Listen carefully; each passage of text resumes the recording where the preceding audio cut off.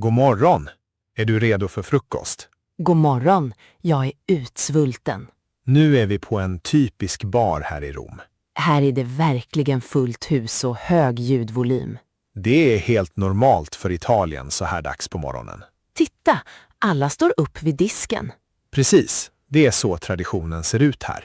Ska vi inte sätta oss vid ett bord istället? Det kan vi göra, men då blir kaffet dyrare. Jaha, varför är det så?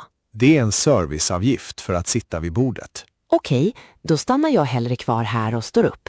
Vad vill du ha att dricka? Jag skulle gärna vilja beställa en stor cappuccino. Åh nej, det får du absolut inte göra nu. Varför inte? Klockan är ju bara 11. I Italien dricker man bara cappuccino till frukost. Men det är ju fortfarande förmiddag. Ja, men efter klockan 11 dricker italienare bara espresso. Vilken märklig regel. Man tror att mjölk efter maten är dåligt för magen här. Men jag har ju inte ätit någonting än. Det spelar ingen roll. Det handlar om etikett. Vad händer om jag beställer en cappuccino i alla fall? Servitören kommer att ge dig en väldigt konstig blick. Det struntar jag i. Jag älskar kaffe med mjölk. Beställ den snabbt då, innan det blir lunchtid. Bra. Och vad äter man till det här? Du måste prova en cornetto. Är det ungefär som en croissant? Ja, precis. Men ofta är den fylld med kräm eller sylt. Det låter både gott och sött. Det är den perfekta frukosten för en dag i Rom. Jag tar en cornetto med vaniljkräm. Bra val. Jag tar en med choklad. Och du dricker verkligen bara en liten espresso. Ja, en kort och stark espresso. Jag skulle aldrig vakna på bara det. Jo, det italienska kaffet har ett rejält sting i sig. Jag håller mig till min cappuccino, tradition eller ej. Du är verkligen en typisk turist. Japp, och jag njuter för fullt av semestern. Då betalar vi i kassan nu.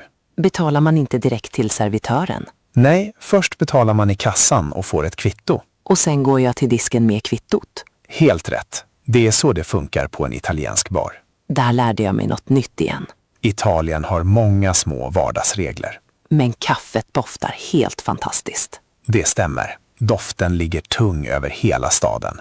Jag ser verkligen fram emot min första romerska frukost. Don't forget to use our website langfad.xyz, where you can get essential words and phrases, an Anki deck, and a PDF file based on this lesson. The link is in the video description. Hej, god dag. Jag skulle vilja hyra en cykel. God dag! Det är en lysande idé här i vår stad. Jag har hört att Utrecht är rena paradiset för cyklister. Ja, vi har faktiskt fler cyklar än bilar här. Vilken cykel kan du rekommendera till mig? Den här gula är väldigt stabil och bekväm att cykla på. Den ser fin ut. Vad kostar det per dag? Det kostar 15 euro för 24 timmar. Det är ett rimligt pris. Är det något särskilt jag bör tänka på? Det allra viktigaste är låsen. Jag ser att det sitter 2 olika lås på cykeln. Precis. Du måste alltid använda båda 2. Varför behöver jag ha dubbla lås? Tyvärr blir cyklar stulna ganska ofta här. Jaha, det visste jag inte. Hur fungerar de? Det första låset sitter fastmonterat på bakhjulet. Och det andra är en lång kätting, eller hur? Ja, med kättingen måste du låsa fast cykeln i något. Typ en stolpe eller ett metallstaket. Just det. Då kan ingen bara lyfta upp och bära iväg den. Var får jag parkera min cykel inne i stan? Parkera den bara inom de markerade zonerna är du snäll. Vad händer om jag bara ställer den var som helst? Då kan polisen komma och forsla bort den. Det skulle bli en dyr historia för mig. Ja, avgiften för att hämta ut den är ganska hög. Finns det parkeringshus för cyklar här också? Ja, vid stationen har vi världens största cykelgarage. Det måste jag bara se med egna ögon. Det är mäktigt. Det får plats tusentals cyklar där inne. Måste jag ha hjälm när jag cyklar? Nej, i Nederländerna är det nästan ingen som använder hjälm. Är inte det lite farligt i trafiken? Vi har egna cykelbanor överallt, separerade från bilarna. Det är ju toppen. Då känner man sig säkert trygg. Ja, och bilisterna är väldigt vana vid att se upp för oss. Finns det någon särskild regel för att ge tecken?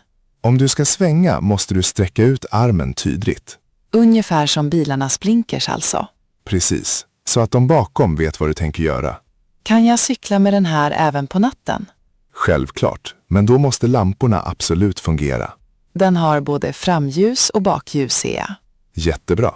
Polisen kollar det ofta när det har blivit mörkt. Då är jag redo för min tur genom Utrecht. Här är din nyckel och en karta över staden. Stort tack för alla bra tips. Ha så kul och kör försiktigt över broarna. Tack, jag ska vara försiktig. Hej då! Hej då och ha en trevlig tur. Varmt välkommen till Lviv här i västra Ukraina. Tack! Den här staden ser så gammal och vacker ut. Jag vill visa dig en alldeles speciell plats nu. Vart ska vi? Vi står ju bara framför ett vanligt hus. Vi ska gå djupt ner under jorden. Är det en källare eller ett museum vi ska till? Det är Lvivs berömda kaffegruva. En gruva? Man kan väl inte gräva fram kaffe ur jorden? Här i Lviv brukar vi säga att kaffe är ett mineral. Det är väl bara en rolig legend, eller hur? Följ med in så får du se själv. Här inne är det väldigt mörkt och doftar fuktig jord. Här, ta den här gula skyddshjälmen. Varför behöver jag en hjälm på ett café? För att det är väldigt lågt i tak på vissa ställen. Jaha, jag fattar. Allt är gjort av sten och metall. Titta där borta. Där finns räls och små vagnar. Det ser verkligen ut som i en kolgruva. Men i vagnarna ligger det färskt, grönt kaffe. Det är en helt fantastisk atmosfär här inne. Ska vi sätta oss vid det där lilla bordet? Gärna. Stearinljusen gör det väldigt mysigt. Du måste bara beställa det flamberade kaffet. Vad innebär det? Tänder man eld på kaffet? Ja, servitören kommer hit med en gasbrännare. Är inte det lite farligt här nere i underjorden? Nej, de är proffs. Sockret på kaffet karamelliseras. Det låter som ett riktigt skådespel. Det är husets absoluta specialitet. Jag har aldrig sett kaffe brinna förut. Lågan är blå och väldigt het. Och hur smakar kaffet efteråt? Det smakar sött, fylligt och lite rökigt. Jag är verkligen förväntansfull inför det här. Vet du, Lviv har en väldigt lång kaffetradition. Var det inte en man härifrån som öppnade Wiens första café? Jo, precis. Han hette Georg Franz Kolschitski. Det är därför café är så viktigt för kulturen här. Just det. Man träffas alltid över en kopp kaffe här. Folk här verkar så avslappnade och vänliga. Vi kallar det för Lviv-myset. Nu kommer servitören med elden. Se upp. Nu blir det ljust vid bordet. Helt otroligt. Det ser fantastiskt ut. Nu kan du njuta av ditt kaffe. Det är utsökt. Tack så hemskt mycket för tipset. Imorgon ska jag visa dig chokladfabriken också. Och ja, kaffe och choklad är mina favoritsaker. Lviv är den perfekta staden för livsnjutare. Jag skulle helst av allt vilja stanna här för alltid. God dag. Jag skulle vilja köpa en tågbiljett till Berlin. God dag. Vill du resa idag eller ett annat datum? Jag tänkte åka i morgon bitti. Uppfattat. Det går ett direkttåg från Wroclaw till Berlin. Det låter bra. Hur lång tid tar resan? Resan tar ungefär 4 timmar. Det går ju riktigt fort. När går det första tåget på morgonen? Det första tåget avgår klockan 6 på morgonen. Det är lite väl tidigt för mig. Finns det något senare tåg? Ja, nästa tåg går klockan 9. 9 är perfekt. Brukar tåget komma fram i tid till Berlin? Vanligtvis är det här tåget väldigt punktligt. Vad kostar en biljett för en person? En biljett i andra klass kostar 40 euro. Finns det eluttag på tåget för min laptop? Ja, varje plats har ett eget uttag. Det är praktiskt, för jag behöver jobba under resan. Vill du boka en sittplats också? Ja tack. Jag skulle gärna vilja ha en fönsterplats. Jag ska kolla i systemet på en gång. Finns det wifi ombord på tåget? Ja, det finns gratis wifi för alla passagerare. Vad bra. Finns det någon restaurangvagn där man kan ta en kaffe? Ja, det finns en bistro med både dryck och snacks. Kan jag betala biljetten med kreditkort? Självklart, det går jättebra. Är det Berlin Hauptbahnhof jag ska gå av vid? Ja, tåget stannar direkt på Berlins centralstation. Vilket spår går tåget ifrån här i Wroclaw? Tåget avgår från spår 3 imorgon. Behöver jag skriva mitt namn på biljetten? Nej, det behövs inte för den här typen av biljett. Okej, då tar jag biljetten till klockan 9. Här är din biljett och din platsreservation. Tack för all hjälp. Ingen orsak. Jag önskar dig en trevlig resa till Berlin. Tack så mycket. Hej då. Hej då och ha en fortsatt fin dag. Hej! Det är faktiskt första gången jag ska basta idag. Hej! Ingen fara. Jag kan förklara hur allt funkar. Det var snällt av dig. Är det väldigt varmt där inne? Ja, i den här bastun är det nästan 90 grader. Oj! Det låter som en extrem hetta. Det är det, men det är väldigt nyttigt för kroppen. Får jag ha mina kläder på mig inne i bastun? Nej, i en finsk bastu har man inga kläder på sig. Ingenting alls? Inte ens badkläder? Nej, man använder bara en stor handduk att sitta på. Varför måste jag sitta på en handduk? För att det inte ska komma svett direkt på träbänkarna. Jag förstår. Det handlar om hygienen. Precis. Man bör också duscha snabbt innan man går in. Ska jag blöta ner håret också? Det spelar ingen roll, men torrt hår känns ofta skönare. Hur länge får jag stanna kvar där inne? 10 till 15 minuter räcker gott och väl i början. Vad gör jag om jag tycker att det blir för varmt? Då är det bara att gå ut direkt. Vad är det för hink med vatten som står i hörnet? Den använder man för att kasta vatten på de heta stenarna. Blir det ännu varmare i bastun efter det? Ja, luftfuktigheten stiger och man svettas mer. Får man prata högt inne i bastun? Vanligtvis är det en plats för lugn och ro. Så jag borde hellre vara tyst? Ja, de flesta är där för att koppla av ordentligt. Vad gör jag när jag har bastat klart? Då måste du kyla ner dig med kallt vatten. Kallt vatten? Det låter ju jättejobbigt. Det är viktigt för cirkulationen och man känner sig så fräsch efteråt. Behöver jag dricka något efteråt också? Ja, drick ordentligt med vatten eller te efter bastubadet. Okej, nu känner jag mig redo för mitt första försök. Ha så skönt. Du kommer att känna dig som en ny människa. Tack för alla de bra tipsen. Det var så lite så. Lycka till med bastandet. Hör du, använder du ChatGPT ofta i dina studier? Ja, jag använder det ibland för att förstå texter bättre. Jag tycker faktiskt att programmet är sjukt imponerande. Det går fort, men ibland blir det en del fel också. Det stämmer. Man måste alltid granska svaren noga. Tror du att AI kommer att ersätta alla lärare snart? Nej, det tror jag faktiskt inte. Varför är du så säker på det? En dator har ju varken känslor eller empati. Men den kan förklara språk väldigt pedagogiskt. Ja, men en lärare ser ju om en elev är ledsen. Det är ett viktigt argument för mänsklig kontakt. Dessutom är det roligare att lära sig saker i grupp. Jag använder ofta AI för att plugga glosor. Det gör jag med. Det är som att ha en privatlärare. Man kan fråga AI om allt, oavsett vad klockan är. Ja, den sover aldrig och blir aldrig trött. Men den kan aldrig ersätta en riktig konversation. Varför tycker du att riktiga samtal är viktigare? För att med riktiga människor pratar man om livet på riktigt. Men tekniken blir ju bättre och smartare för varje dag. Kanske kan datorer förstå skämt snart också. Trots det saknar de ju den mänskliga erfarenheten. Jag är lite rädd för att folk ska bli lata. Det är en risk om man bara frågar AI:n hela tiden. Man måste fortfarande tänka och lära sig själv. Precis. AI:n borde bara vara ett verktyg. Ungefär som en miniräknare, fast för språk. Det var en väldigt bra liknelse. Vi ska använda tekniken, men vara försiktiga. Jag ska faktiskt fråga ikväll hur man lär sig bättre. Lycka till med det, men fråga din lärare också. Det ska jag göra. Tack för pratstunden. Tack själv. Vi ses nästa gång på universitetet. Hej, ursäkta att jag knackar så här sent. Hej! Kan jag hjälpa dig med något? Ja, jag är din granne som bor precis under dig. Jaha, trevligt att träffas. Jag är faktiskt här på grund av musiken. Är den lite för hög för din smak? Ja, tyvärr så låter det väldigt mycket. Det var inte meningen. Vi firar en födelsedag här. Ja, jag förstår det. Men klockan är faktiskt efter 11.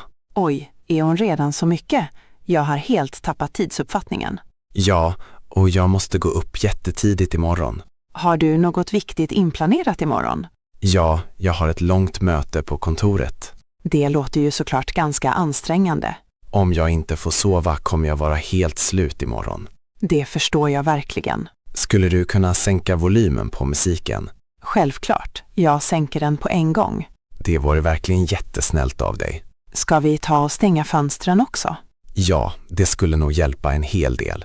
Vi vill absolut inte ligga i fejd med grannarna. Det var skönt att höra. Normalt sett är det ju väldigt lugnt här. Det är bara vid sällsynta tillfällen vi har såna här fester. Det vet jag. Ni brukar annars vara väldigt lugna grannar. Tack för att du har överseende med oss. Tack för att du drar ner på ljudet. Vill du kanske ha en bit tårta med dig hem? Det var snällt, men jag vill faktiskt bara gå och lägga mig nu. Inga problem. Jag kanske kommer förbi med något imorgon istället. Det behövs inte, men tack ändå. Jag önskar dig en god natt och lycka till imorgon. Stort tack. God natt på dig. God natt. Nu lovar vi att vara tysta som möss. Det glädjer mig verkligen. Vi ses i trapphuset snart igen. Det gör vi. Hej då. God dag! Det doftar ju helt fantastiskt här. Hej! Det är mina nygräddade stropwaffels. Vad är det egentligen i de här våfflorna? Det är 2 tunna rån med kolafyllning i mitten. Åh, det låter både sött och gott. Ja, de är en riktig specialitet från Nederländerna. Jag skulle vilja ha ett paket såna. Vill du ha ett litet eller ett stort paket? Jag tar det stora paketet till min familj. Absolut. Det blir 6,50 €. Här har du en 10-sedel. Ola, har vi 3,50 € tillbaka? Tack så mycket. Äter man dem bara som de är? Det finns faktiskt ett speciellt knep för hur man äter dem. Jaha, berätta gärna mer om det. Man fixar sig en kopp rykande hett te eller kaffe. Bra, det gör jag ändå varje eftermiddag. Sen lägger man våfflan ovanpå koppen. Som ett lock för koppen menar du? Precis, då håller sig drycken varm dessutom. Och vad händer med våfflan då? Ångan gör att kolan inuti blir alldeles mjuk. Det var ju en helt briljant idé. Ja, efter några minuter är våfflan helt perfekt. Måste man vänta länge? Nej, det räcker gott med 2 eller 3 minuter. Då smakar den säkert mycket godare. Ja, det är så man äter dem på traditionellt vis. Kan jag värma dem i ugnen också? Det går, men det blir bäst med koppen. Jag ska testa det här direkt när jag kommer hem. Berätta gärna för mig nästa gång hur det smakade. Det ska jag göra med glädje. Ha så trevligt när du fikar. Tack ska du ha. Ha en fin dag. Tack detsamma. Hej då. Titta Anna, alla träden är helt rosa. Helt otroligt. Det ser så himla vackert ut. Välkommen till Urshorod och körsbärsblommornas tid. Jag hade ingen aning om att det fanns så många här. Ja, staden är känd för det här på våren. Det känns nästan som att vara med i en saga. Ska vi ta ett kort här? Ja, gärna. Jag ställer mig under det här trädet. Vänta lite. Ljuset är helt perfekt just nu. Han du ta bilden? Ja, du blev jättefin framför de rosa blommorna. Får jag se? Åh, ja! Det blev verkligen en fin bild. Vi kan ta ännu fler bilder i Gamla stan sen. Finns det ännu fler såna här träd där? Ja, nästan varenda gata har körsbärsträd. Varför blommar de just precis nu? Det är slutet av april. Det är den absolut bästa tiden. Vilken tur vi har med vädret också. Ja, solen skiner och det är skönt och varmt. Jag ser att det är väldigt många turister här. Alla vill se blomningen innan den blommar över. Hur länge brukar blommorna sitta kvar? Oftast bara i ungefär 2 veckor. Då prickade vi in det helt perfekt. Ja, jag är så glad att vi åkte hit idag. Ska vi ta och promenera lite nu? Gärna, vi kan gå ner mot floden. Är det lika fint där nere? Ja, där finns det en jättelång allé. Jag vill se varenda hörn av den här staden. Vi har hela dagen på oss. Efteråt kan vi gå på något café. Bra idé. Kaffet här är faktiskt jättegott. Jag ser verkligen fram emot den här utflykten. Jag med. Kom, nu går vi vidare. Jag ska bara snabbt filma lite till min mamma. Gör det. Hon kommer bli helt såld. Lukas, har du hunnit välja ut en rutt för imorgon? Ja, jag tänkte att vi vandrar upp till Morskie Okko. Det är den där kända sjön nära Zakopane, eller hur? Precis, det är en av de vackraste platserna i Tatrabergen. Hur lång tid tar vandringen dit upp? Vi får räkna med ungefär 2 timmar åt ena hållet. Är stigen väldigt brant eller är den mer flack? Vägen är mestadels asfalterad och inte allt för tuff. Det är skönt, jag är ju ingen proffsvandrare direkt. Men vi måste ändå se till att ha rätt utrustning. Jag har tagit med mina nya vandringsskor. Är de sköna eller klämmer de åt någonstans? Jag har gått in dem lite grann här hemma redan. Det är viktigt, annars får du lätt skoskav. Jag packar ner lite plåster i ryggsäcken för säkerhets skull. Väldigt förnuftigt. Har du med dig en regnjacka också? Ja, min regnjacka är både lätt och vattentät. Vädret i bergen kan slå om på ett ögonblick. Vad ska vi ta med oss att äta? Jag packar ner bröd, ost och några äpplen. Jag kan köpa med lite proteinbars och nötter. Och så behöver vi ha med oss ordentligt med vatten. Jag tar med mig 2 stora flaskor. Ska vi ta bussen till nationalparken? Ja, det är smidigare än att försöka köra bil. Bussarna går var 10:e minut från centrum. När ska vi bege oss imorgon? Helst redan vid 7-tiden på morgonen. Det var väldigt tidigt för att vara en helg. Ja, men då slipper vi de största folkmassorna. Du har rätt, jag gillar inte när det är för mycket folk. Utsikten över bergen på morgonen är helt magisk. Jag ser verkligen fram emot den friska luften. Jag hoppas att vi får se några vilda djur också. Det vore häftigt. Jag ska ladda kameran nu. Toppen, då är vi redo för vårt äventyr. Jag går och lägger mig nu så jag är pigg imorgon. Bra idé. Vi ses imorgon bitti. Vi ses, sov så gott.